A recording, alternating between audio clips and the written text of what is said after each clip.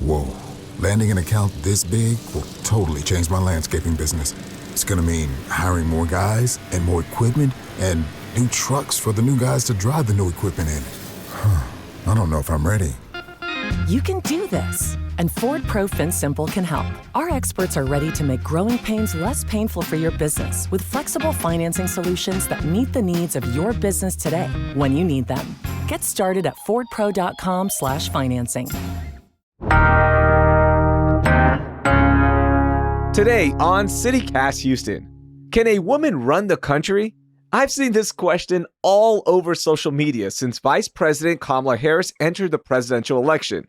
And while everyone has their own opinions, Houstonians have some proof that women make great political leaders and trailblazers. Joining me today is one of those trailblazers, former Houston Mayor Annise Parker, to talk about what Kamala Harris can learn from our rich history of women leaders, and if it's actually possible for Vice President Harris to turn Texas blue. It's Thursday, August 8th. I'm Raheel Ramzanali, and here's what Houston's talking about. Mayor Parker, welcome in. How are you? I'm doing great. It's good to be with you. I'm so excited to chat with you. Big fan of yours with everything you're doing, not only here in the city of Houston, but across the nation now. But before we jump into today's conversation, I'm curious, who was a woman that inspired you growing up that made you want to go into politics and become a political leader? So I was never interested in going into politics when I was growing up. My hero was my grandmother, who started teaching school in a one-room schoolhouse when she was 16 years old, and put herself through college and then put 5 of her younger siblings through college. Both my mother and my grandmother were college graduates, and they both worked outside the home. So the expectation on me was that I would get educated and be able to support myself. My first political hero was actually when I was in college, and Eleanor Tinsley was the first woman on the Houston City Council. And she was what I would call a steel magnolia. She was sort of Baptist church lady, but she had strong convictions, and she was a champion of a lot of things that I cared deeply about, and was an amazing public servant. And that's the first person I ever volunteered for politically was Councilwoman Eleanor Tinsley as she was running for that position. That is so amazing. And Houston's had so many women who have been trailblazers in politics, right? You think of Barbara Jordan, you think about Congresswoman Sheila Jackson Lee, right? Sylvia Garcia, yourself as a mayor of Houston as well. What do you think women now who are running for office can learn from early trailblazers and important women in Houston politics? So Houston was way ahead of the curve in Kathy Whitmire when she became mayor of Houston. She was city controller first, but one of the first big cities in America to have a woman mayor. And I'll give you another factoid. I was the 10th woman in American history to lead a top 10 U.S. city. The current mayor of Los Angeles, Karen Bass, is, I believe, number 13. So of the first 13, 6 were Texas mayors. Wow. Part of that is that we have big cities in Texas, but people on the outside think that we're so amazingly conservative, and we are. But the big cities in Texas have been much more welcoming to women leaders than a lot of other places. New York's never had a woman. LA just had their first woman. And all of the Texas cities have had multiple women leaders. And it's just, it's a little bit of the frontier mentality, I think, that if you can get in and do the job here, they'll give you a chance. Now, what should women leaders know? I lost my first 2 races. Sylvia Garcia lost her first 3 races. Sheila Jackson Lee, who just passed away as a member of Congress, lost her first 3 races too. You have to be willing to risk and to lose, and then learn from your mistakes, learn from your losses, and get better. If you're not willing to take a chance and take a risk, you're not going to be successful in politics. I start thinking about the state of Texas. We've had 2 women governors, and we've made some strides in having women in politics really take some high positions. But since VP Kamala Harris has decided to run for president, it still seems like some people on social media and here in the Houston area as well, like I've seen this talked about so much, that people believe that women aren't ready to lead the country. What would you say to those voters and people? This is just patently not true.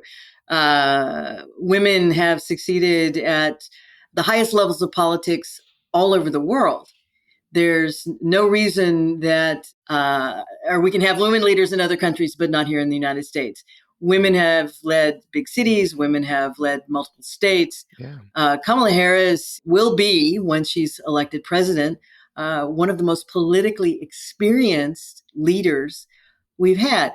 She was a district attorney in San Francisco. She was the attorney general in California. She was a United States senator. She has been the vice president. That is a tremendous political resume. Women are often different leaders. We may focus on different things. We may have different styles than our male counterparts, but we are just as strong and just as successful. It is the eye of the beholder that really has to change. Yeah. How are they different, in your opinion? Well, we have different life experiences. Everyone brings their life experiences to politics. So the issues that we may choose to champion differ. When the first big wave of women politicians started coming in the 70s and 80s, there was a more focus on issues important to women and children, for example.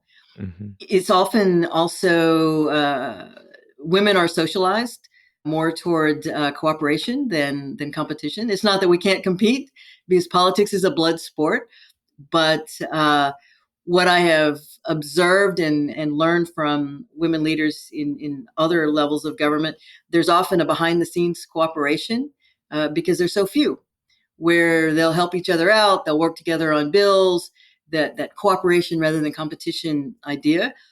That doesn't mean they compromise their beliefs or positions, but they're more willing to move the ball forward if they can. Now, women are held to a completely different standard from the public as to, we're judged on how we look, how we dress, how we sound, more than men are. But it's just something that we have to navigate, and we make it through. You know firsthand what it's like competing for a political spot in a pretty conservative state like Texas. Although Houston, yes, we are more progressive. Still right now, though, when you think about Texas, it's like there's no way Vice President Kamala Harris can win the state, right? What do you say to people who think that? Like, what would it take also for Texas to turn purple? People to vote. There are plenty of votes in the more progressive urban areas to flip this state. Part of the problem is that we're a state of immigrants. We're a state where a lot of the folks actually aren't legal voting residents, but even those who are often come from places where they feel, I think, disempowered from the political structure. If everyone in the state of Texas who were eligible and capable of voting showed up to vote, we'd have a very different political landscape. Texas is increasingly Hispanic or Latino, but 45% of the population and maybe 12 to 15% of the vote. That is truly going to be a game changer when the Latino population steps up and says they want to assert themselves here. Mm-hmm. Mayor Parker, is there anything that you can point to that will give Vice President Kamala Harris an edge over Donald Trump right now when it comes to Texas voters? I don't see a path to victory in Texas overall for Kamala Harris, but I know that there are a lot of voters in Texas who are eager and excited to vote for her. And I believe that she'll have a tremendous impact down ballot in Texas, where people will be showing up and voting in local races, and which is important because when she is the next president, she's also going to need a House and a Senate that help her pass her agenda. I don't see her winning Texas, but I could absolutely see Colin Allred winning Texas over Ted Cruz, for Yeah, example. that's what everyone's talking about. Like, there's a possibility. What would that mean for the state of Texas? Because, Beto O'Rourke came pretty close, and now you just see Ted Cruz running all sorts of campaigns. I mean, he is really on the defense right now. What would it mean? Beto came close. Colin is a better fit for most of the voters in Texas. We're a centrist to conservative state, and Colin Allred fits the bill. Beto was a little to the left, but he ran a magnificent campaign and put a lot of money into the work.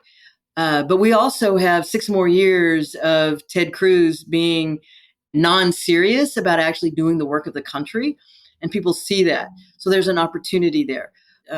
There isn't a Republican Party anymore, really, in America. There's the party of Trump, and then there's Republicans who used to be Republicans trying to figure out how to form a conservative base again. But we saw in the last statewide races where Greg Abbott and Dan Patrick, our governor and lieutenant governor, tried to chip away at very conservative Republican leaders by backing far-right candidates who were pro-vouchers, for example. So you see the very conservative right here in Texas trying to eat its own.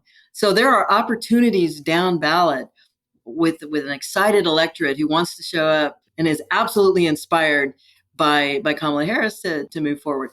I have 4 children. They're all adults. They hate it when I call them my 4 children. But I have 4 children, 2 of whom are young African-American women, and one's an African-American man, and have the opportunity for the first woman president, but also to have another president who identifies as African-American in the White House is absolutely motivating them in a way that they haven't in their voting lifetimes.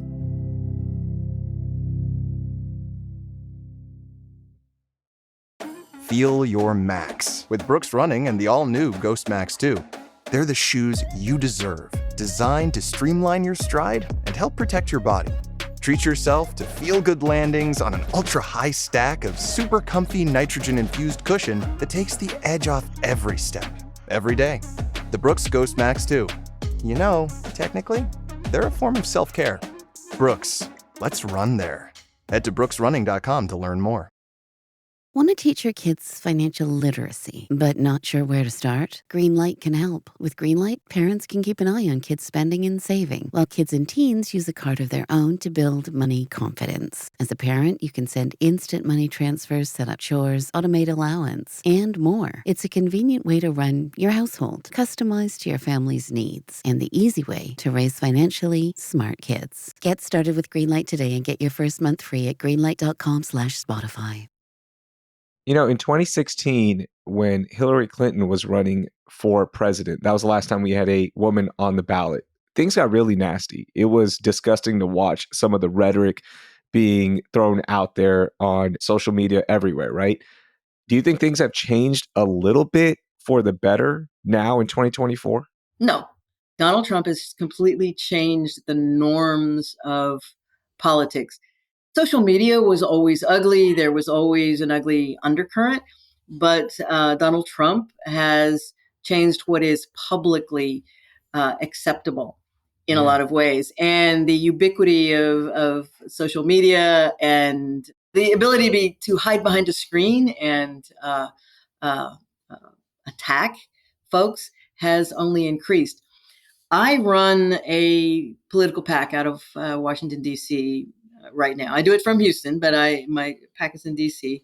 I've done it for 6.5 years now. And every year, the level and intensity of attacks on our LGBT candidates has gone up. And with particular virulence toward women candidates. I know that it is the same thing for women candidates across the board. We are subject to threats, to online abuse at much higher levels than male candidates are. And it discourages a lot of women from entering the fray. The fact that Hillary Clinton was so well known, ostensibly, a lot of people felt that they knew her because she had been in the public eye for so long, means that everyone had a formed opinion.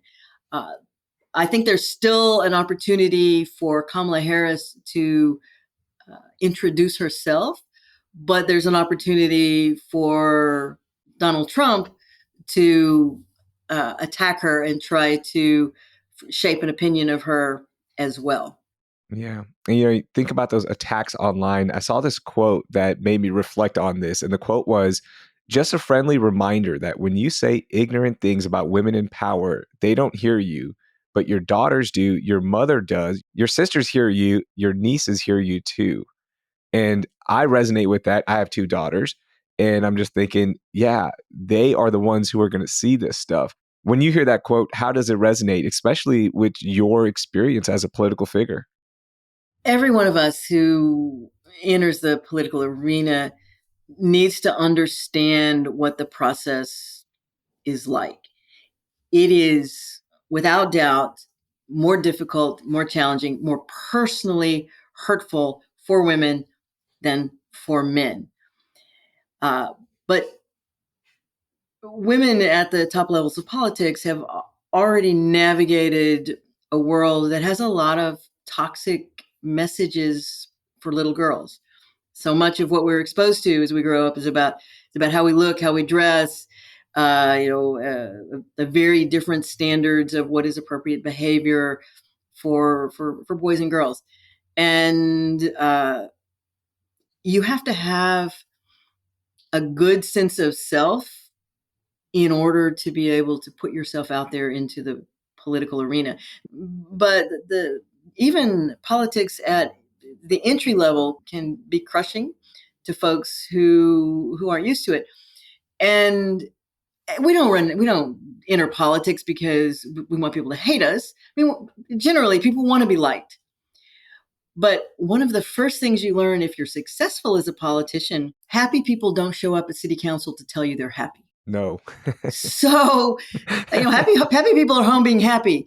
Whether you're a state rep or a council member or a school board member, the people who show up in public to talk about the issues in their community, they have an axe to grind about something. And they're angry. And so you've been through a brutal campaign, and then suddenly you're in this new office and you really want to do a good job. And you have to realize that the people who are coming to you, they are angry, and you have to figure out how to navigate that too. And so going back, pivoting back to Kamala Harris, this is someone who has been in some of the most contentious type positions. District attorneys, attorneys general, prosecutors. You are in some of the most challenging and emotional types of political confrontations, and your daily job is in a courtroom, and it's making decisions on whether someone may go to jail for the rest of their life, or depending on the state you're in, may face the death penalty. Yeah. So you are used to high pressure, difficult challenges. That's where Kamala Harris started out, and now has the opportunity to take the most challenging, the most difficult, and the most consequential job on earth. You've had a chance to meet VP Kamala Harris and talk to her. Did you give her any advice? She doesn't need my advice. Oh, come but on. I did. I actually met her when she was running 4 years ago. Actually, I met her years before that. I was invited to give a keynote speech to the California Democratic Convention, and she was there, and I got to meet her backstage. So I've met her a couple of times. I just told her that I was excited that she was running. There were other women running at the time for president 4 years ago, that we had a tremendous field of really strong women. And I told her that it was inspiring to me to have her stepping up, and that I couldn't actually endorse her at the time because I had a job that prohibited me. But I told her I was there at her rally because I wanted her to see how much of an impact her race was going to have on other women and other women candidates. politicians. Your picture with her is pinned on Twitter, and it's incredible to see every time we go to your profile. And look, you're not being shy about your views on Donald Trump either. Why is it so important for you to show your support for her in such a public way? I actually, I like, trust, and believe in Kamala Harris as the best candidate here. I was going to vote for Joe Biden. Now, to be clear, I'm a Democrat. I have actually been a Democratic precinct chair. I've been involved in the party for a long time, but I vote for Republicans on a regular basis. Every time the opportunity presents, I vote for the person I think is the best candidate. And I think that Donald Trump has been a threat to our democracy. He's a miserable excuse for a human being. He has degraded the norms of politics, and he fomented insurrection against this country. And for multiple reasons, I'm going to do everything I can to try to stop him. But I'm not voting for or supporting Kamala Harris because she's not Donald Trump. I am excited about Kamala Harris. Before we let you go, people always ask this question: can a woman run the country? What's something they miss when they ask that question? Women run the world. Women take on more jobs than men do because we work outside the home, and then we come home and we're putting food on the table, we're cleaning the house, we're taking care of the kids. We entrust women with future generations every day, because they give most of the childcare in any country. We entrust women with future generations. Why wouldn't we entrust women with the future of our country? Perfectly said. And to the women out there who are thinking that they want to run for office, what would you tell them? I've been on a ballot 11 times personally. So yeah. I know a lot about running for office. A political office is not a destination. A political office is a tool. And like any tool, it can have sharp edges. It can cut you, it can hurt you, or it can create something magnificent. You need to know what you want to accomplish. Then you find the tool, the office, that helps you accomplish it. And then you make sure that you are really ready and prepared to hold that tool in your hand and use it. So to any woman out there who wants to make change and has a focus and know the type of change they want to make, stand up, go for it, do not hesitate. Women often wait too long to make that decision. And women often stop if they lose. The vast majority of people who run for office lose, and they may lose again. There's no shame in losing. If you ran a good race, get up and do it again. Most successful women politicians have two things in common. One is that they have participated in sports or some competition. I don't care if it's a chess club, but some competition. And most successful women politicians have strong male role models in their lives, and that get up and do it again attitude. Yeah. Mayor Parker, thank you so much for joining us and for sharing your wisdom. I appreciate it. Happy to do it. Absolutely. That was former Houston Mayor and current president of the Victory Fund, Annise Parker. Before we go, the best way to help our show is by leaving us a review or rating wherever you listen to this podcast. And you can also help us grow the show by sending this podcast to 3 friends. Thanks. That will do it for today. I'm Raheel Ramzanali. Thank you for listening, and I hope you learned something new.